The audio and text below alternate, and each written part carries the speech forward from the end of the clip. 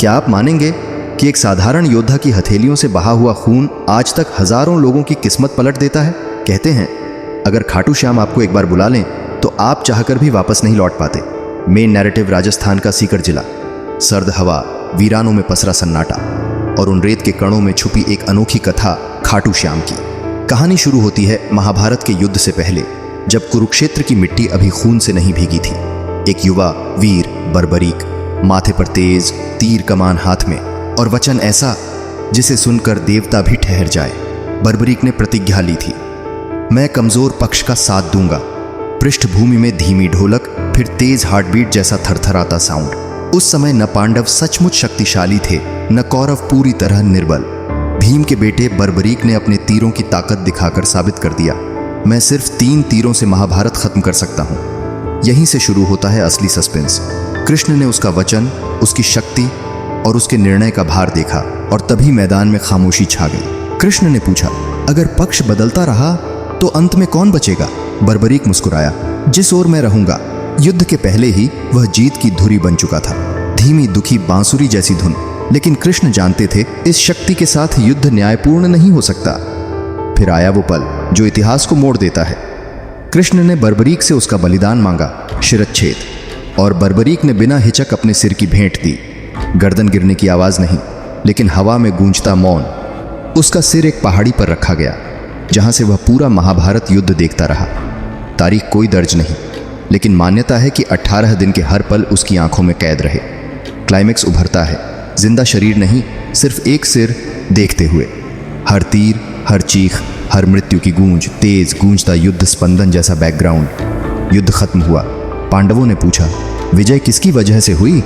ना अर्जुन, ना भीम, ना कोई देव। वही सिर बोला, सारी विजय श्री कृष्ण की थी। यहीं इस स्वीकारोक्ति, इस समर्पण से बर्बरीक बन गया श्याम। कृष्ण ने वरदान दिया, कलयुग में तुम्हारी पूजा होगी। जिसने तुम्हें पुकारा एक चरवाहे ने अपने सपने में देखा। इस धरती में दैवी संकेत है। खाटू गांव खुदाई हुई और मिट्टी से वही वीर सिर प्रकट हुआ, पूरी तरह सुरक्षित। न समय का असर, न मिट्टी की नमी। लोग चौंक गए, धरती पर सनसनी दौड़ गई, किसी का दम रुक। सिर को राजघराने ने अपने संरक्षण में लिया। फिर बना मंदिर, जहां आज हर साल लाखों लोग उमड़ते हैं, भक्ति के साथ और एक अनजाने खिंचाव के साथ। ग्राउंड टेंशन आज भी महसूस होता है।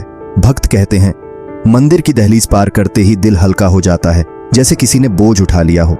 लोगों के अनुभव अजीब हैं। कभी रास्ता खुद खुल जाता है, कभी भीड़ में खोया इंसान अपने आप किसी हाथ की पकड़ से बाहर निकल आता है, कभी बिना आवाज के मन में जवाब उतर आते हैं। क्यों, कैसे, कोई वैज्ञानिक प्रमाण नहीं, पर कहानियां अनगिनत। रात के समय जब मंदिर के दरवाजे बंद होते हैं, स्थानीय लोग बताते हैं, अंदर जैसे किसी अदृश्य अस्तित्व की आवाज होती है। फुसफुसाहट, प्रार्थना, कभी कभी हथियारों की मध्यम टंकार, सस्पेंस भरी पृष्ठ ध्वनि, हल्की गूंज जैसे दूर से आती धातु की टकराहट। माना जाता है महाभारत का वह योद्धा आज भी पहरा देता है। बस रूप बदल गया है। अब वह सैनिक नहीं, सरनायक है, लोगों को अपनी ओर खींचने वाला। लाखों दावे हैं कि खाटू श्याम बुलाते हैं। जो आता है उसका मकसद पूरा हो जाता है, चाहे इलाज, नौकरी, संकट या टूट चुकी उम्मीद। पर असली सवाल वही है, क्या यह सिर्फ आस्था है या फिर इतिहास की गहराइयों में दबी किसी सत्ता की याद? कृष्ण का वरदान या बर्बरीक का अधूरा वचन? और उस सिर ने युद्ध में जो देखा, उन 18 दिनों का रहस्य अभी भी मौन है। क्या वह ज्ञान कहीं दर्ज है या वही सिर आज भी देख रहा है? इस बार युद्ध मनुष्य के भीतर का। कहानी खत्म नहीं होती। हर साल फाल्गुन में लाखों कदम खाटू की ओर बढ़ते हैं। एक अनसुना निमंत्रण, दिल में धड़कती पुकार, श्याम ने बुलाया है। धीमी रहस्यमय धुन ढलती जाती है।